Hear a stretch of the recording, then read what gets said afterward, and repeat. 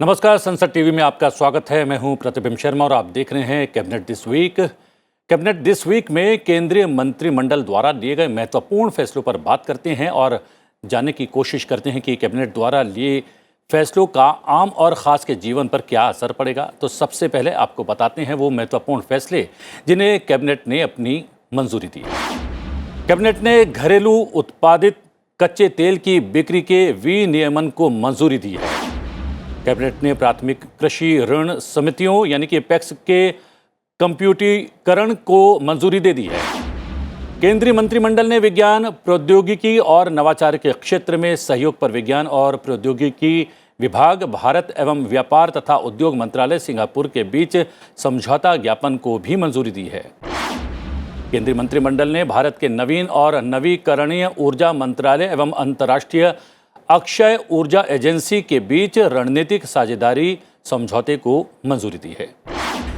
केंद्रीय मंत्रिमंडल ने आपदा रोधी अवसंरचना के लिए गठबंधन को अंतर्राष्ट्रीय संगठन के रूप में श्रेणीबद्ध करने और CDRI के साथ मुख्यालय समझौते पर हस्ताक्षर करने की भी मंजूरी दी है। और शुरुआत करते हैं घरेलू उत्पादित कच्चे तेल की बिक्री के विनियमन को मंजूरी मिलने से।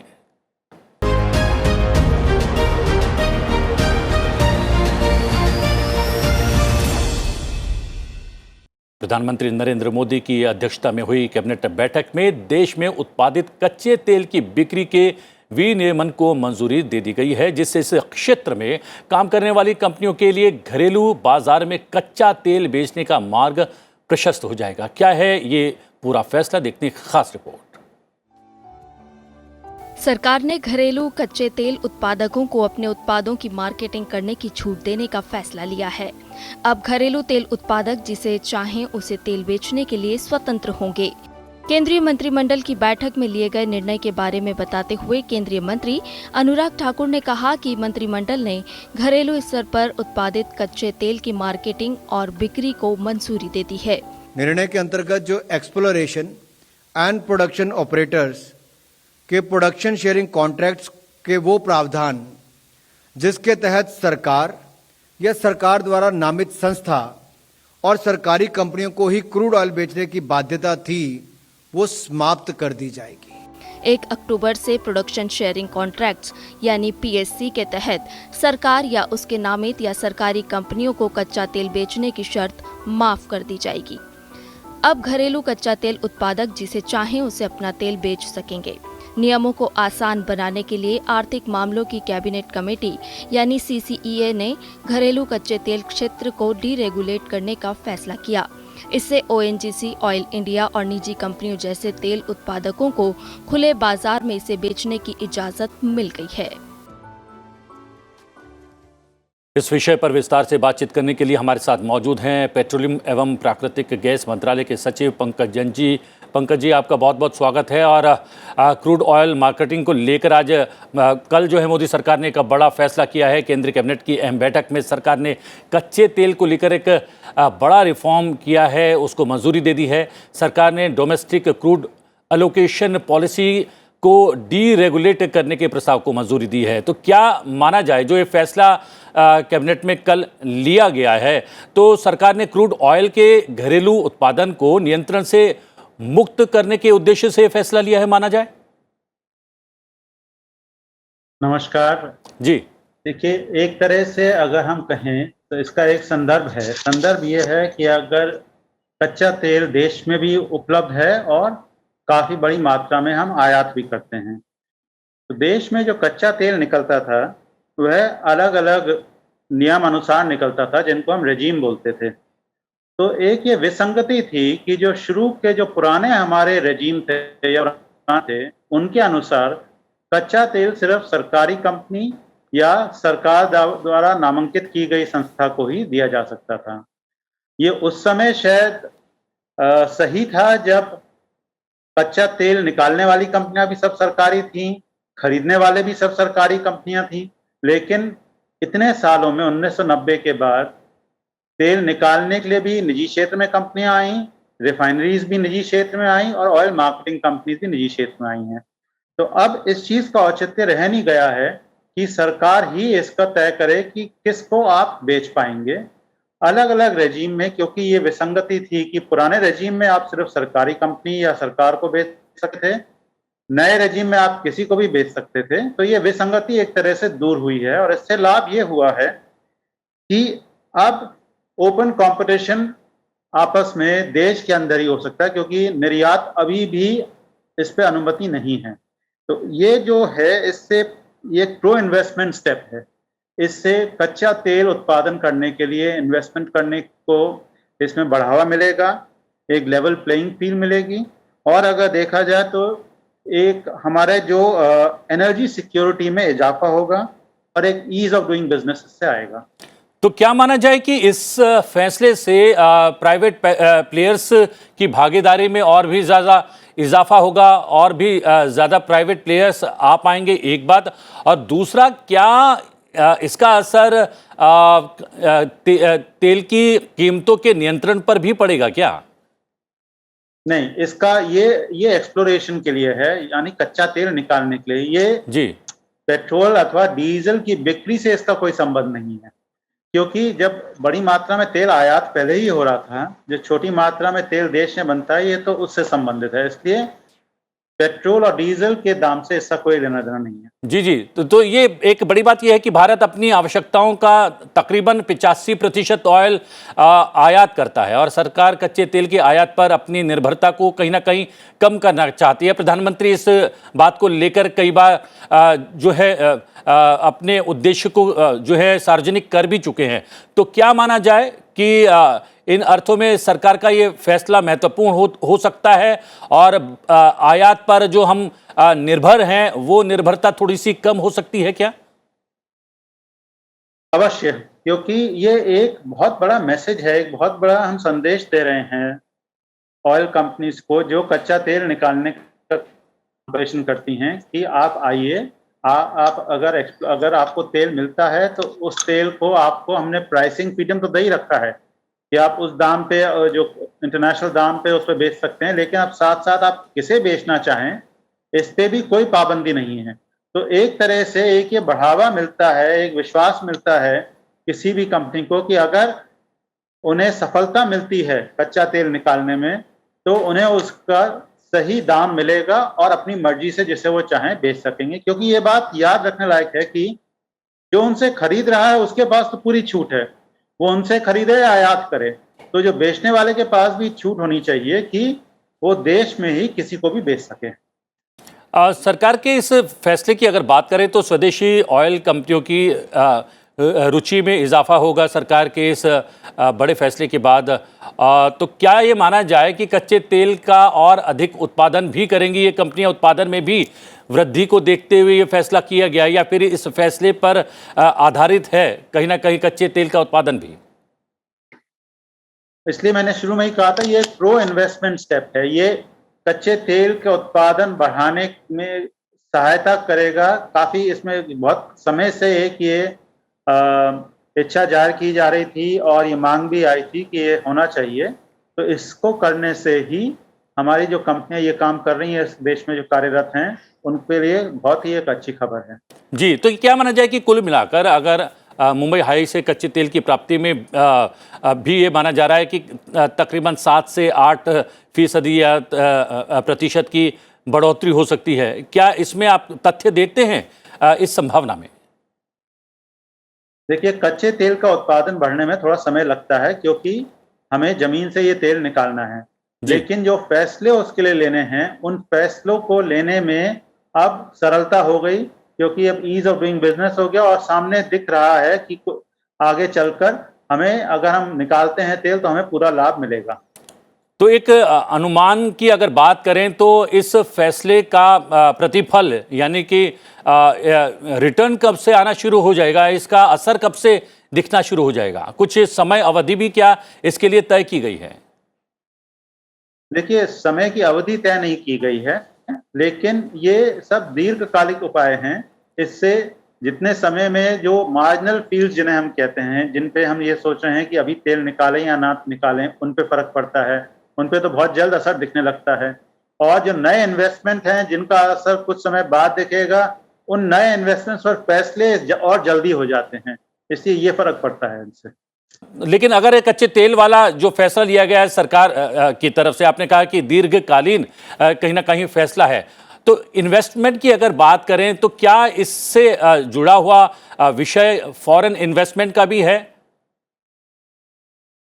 अवश्य है, क्योंकि दुनिया भर में ऐसी कई कंपनीज हैं जो मुश्किल जगहों पर तेल की खोज कर पाती हैं। जी। ये गिनी चुनी कंपनियां हैं और इनके लिए भी ये बहुत बड़ा सिग्नल है कि अगर वह आकर उन ऐसे मुश्किल इलाकों में, जैसे हम कभी डीप वाटर की बात करते हैं या अल्ट्रा डीप वाटर की बात करते हैं, उनमें भी अगर आकर वो एक्सप्लोरेशन करें तो एक उनके लिए एक ये बड़ा संदेश हम स्पष्ट दे रहे हैं कि आप आइए और आपको इसमें फुल मार्केटिंग तथा प्राइसिंग फ्रीडम मिलेगा। जी, अगर इसके कच्चे तेल के उसकी बात करें क्षेत्र के आवंटन की, तो उसमें लगातार बढ़ोतरी हो रही है क्या? आपने कहा कि कुछ प्राइवेट प्लेयर्स भी लगातार बढ़ रहे हैं और शायद इस फैसले के बाद और अन्य कंपनियों की रुचि भी इस क्षेत्र में बढ़े। जी, इसमें अभी जो हम बढ़ोतरी देख रहे हैं, पिछले साल गैस में अधिक बढ़ोतरी हुई है, क्योंकि कई बार उसी कुएं से गैस भी निकलती है और कच्चा तेल भी निकलता है। जी। तो पिछले साल हमने गैस की जो प्रोडक्शन हुई है, नेचुरल गैस की, उसमें बढ़ावा हुआ है और कच्चे तेल का जो बढ़ावा होना है उसमें थोड़ा सा समय और लगेगा, क्योंकि इन्वेस्टमेंट अब हो रहे हैं उसमें। तो 2014 की अगर तुलना करें 2022 से, तो कितना अंतर आया है? क्या फासला जो है कहीं ना कहीं पाटा गया है इन बरसों में? देखिए, दोनों बातें हैं। जहां हमारी प्रोडक्शन बढ़ी है पहले के मुकाबले, कंजम्पशन उससे कहीं ज्यादा बढ़ी है। तो अगर हम इसको प्रतिशत के तौर पर देखें तो हमें ये लगेगा कि हमारी आयात की प्रतिशत बढ़ रही है, लेकिन साथ साथ हमें एक चीज और समझनी है कि कई और जगह हमें लाभ हुआ है। जैसे कंजम्पशन में अगर हम देखें, अगर हम एथेनॉल का इस्तेमाल करते हैं तो उतना एथेनॉल जितना हम लेते हैं उतना हम पेट्रोल कम इस्तेमाल करते हैं। तो कई इसमें दोनों तरफ से देखना होगा, ये तय करने में कि कितना हमारा प्रतिशत जो है वो इंपोर्ट से आ रहा है और कितना हम देश में ही उत्पादन कर पा रहे हैं। जी जी, एथेनॉल को लेकर भी पिछले दिनों एक बड़ा फैसला लिया गया था, उसका असर भी क्या दिखने लगा है? इसका तो बिल्कुल असर दिख रहा है। हम जो एथेनॉल का हमें टारगेट 10% पहुंचना था 1 दिसंबर 2022 तक, वो माननीय प्रधानमंत्री जी ने भी इसकी घोषणा की थी कि वो हम 5 महीने पहले ही हमने वो लक्ष्य हासिल कर लिया है, वहां पहुंच गए हैं और हम और आगे बढ़ रहे हैं। और हमें उम्मीद है कि हम बहुत जल्द 20 की तरफ जो अग्रसर हैं, जो हमें 2030 तक करना था उसको भी 5 साल पहले हम ले आए हैं। तो एथेनॉल से तो काफी इसमें लाभ हुआ है और उससे चहुमुखी विकास हो रहा है, क्योंकि उसके लाभ कई जगह जा रहे हैं, किसानों को जा रहे हैं, चीनी उद्योग को जा रहे हैं और विशेषकर जो हमारे पर्यावरण का उसका जो उसका असर दिख रहा है, ये बिल्कुल स्पष्ट हो रहा है। जी, आपने समय निकाला पंकज जी, बहुत बहुत धन्यवाद। और बहुत सारे विषयों पर आपने प्रकाश डाला, हमारी जानकारी में भी वृद्धि हुई है और हमारे दर्शकों को भी सीधे तौर पर लाभ हुआ है आपसे बातचीत करके। आपने समय निकाला, बहुत बहुत धन्यवाद। Thank you very much. और अब लेते एक छोटा सा ब्रेक के बाद बात करेंगे प्राथमिक कृषि ऋण समितियों यानी कि पैक्स के कंप्यूटरीकरण को मंजूरी मिलने की।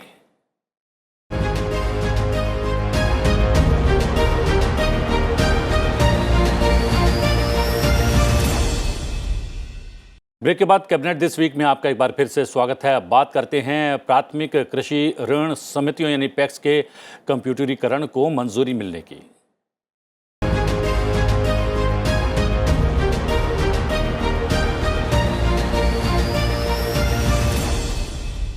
केंद्रीय मंत्रिमंडल ने प्रधानमंत्री नरेंद्र मोदी की अध्यक्षता में आर्थिक मामलों की मंत्रिमंडलीय समिति ने प्राथमिक कृषि ऋण समितियों पैक्स की दक्षता बढ़ाने और उसके संचालन में पारदर्शिता एवं जवाबदेही लाने और पैक्स को अपने व्यवसाय में विविधता लाने व विभिन्न गतिविधियों सेवाओं को शुरू करने की सुविधा प्रदान करने के उद्देश्य से प्राथमिक कृषि ऋण समितियों पैक्स के कंप्यूटरीकरण को मंजूरी दे दी है। देखते हैं इससे जुड़ी खास रिपोर्ट।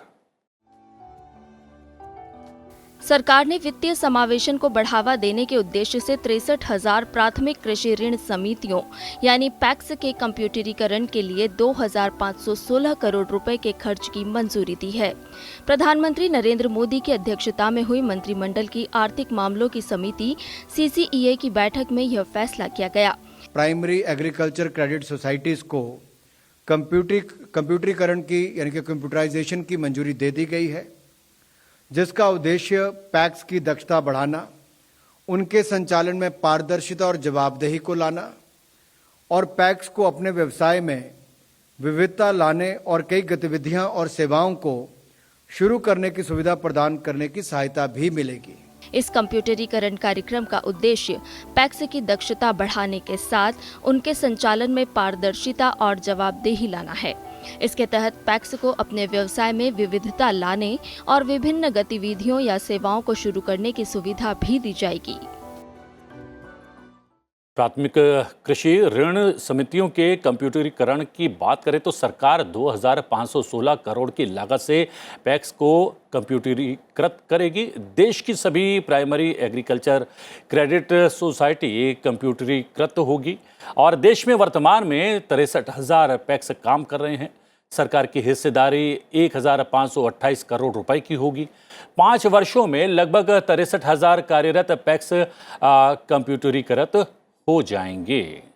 जी हाँ, परियोजना में शामिल साइबर सुरक्षा और डेटा भंडारण का विकास, क्लाउड आधारित सामान्य सॉफ्टवेयर का विकास, PACS को हार्डवेयर सहायता प्रदान करना भी है और मौजूदा रिकॉर्ड का डिजिटलीकरण करना और राज्यों की ज़रूरत के अनुसार स्थानीय भाषा में सॉफ्टवेयर को तैयार करना है। केंद्र और राज्य स्तर पर परियोजना प्रबंधन इकाइयां स्थापित करना है।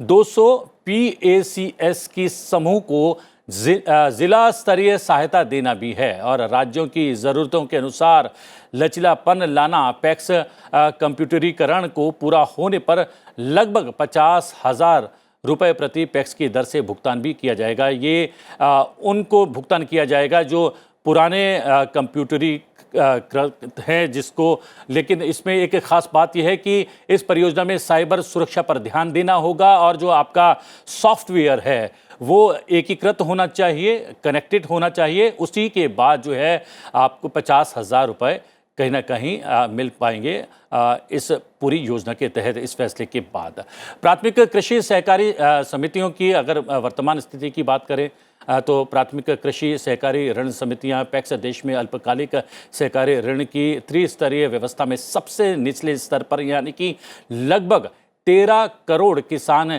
इसके सदस्य के रूप में शामिल हैं। ग्रामीण अर्थव्यवस्था के विकास के लिए महत्वपूर्ण है और देश में सभी संस्थाओं द्वारा दिए गए KCC ऋणों में पैक्स का हिस्सा तकरीबन 41% है। राज्य सहकारी बैंक और जिला केंद्रीय सहकारी बैंक नाबार्ड द्वारा स्वचालित ये पूरी व्यवस्था है और उन्हें साझा बैंकिंग सॉफ्टवेयर, जैसे कि मैंने आपको पहले भी बताया कि CBS के तहत लाया गया है और अभी भी अधिकांश पैक्स हस्तचालित तरीके से कार्य कर रहे हैं। अधिकांश पैक्स अब तक कंप्यूटरीकृत नहीं हो पाए हैं और इसका परिणाम ये है कि संचालन में अक्षमता और भरोसे की कमी साफ तौर पर दिखाई देती है। कुछ राज्यों में पैक्स का कहीं कहीं और आंशिक आधार पर कंप्यूटरीकरण हो चुका है, इसका इस्तेमाल किया जा रहा है, लेकिन सॉफ्टवेयर में कोई समानता नहीं है। और जैसा कि मैंने पहले भी बताया और ग्राफिक के जरिए दिखाया है कि जो पुराने जो कंप्यूटरीकृत केंद्र हैं उनको 50,000 रुपए दिए जाएंगे इसके लिए, लेकिन उसके लिए उनको एकीकृत सॉफ्टवेयर का इस्तेमाल करना होगा, यानी कि सॉफ्टवेयर में समानता होना बेहद आवश्यक है। आज के कैबिनेट दिस वीक में इतना ही। कैबिनेट दिस वीक में आपसे फिर भेंट होगी महत्वपूर्ण फैसलों के साथ। फिलहाल मुझे आज्ञा दीजिए, लेकिन देखते रहिए संसद टीवी। नमस्कार।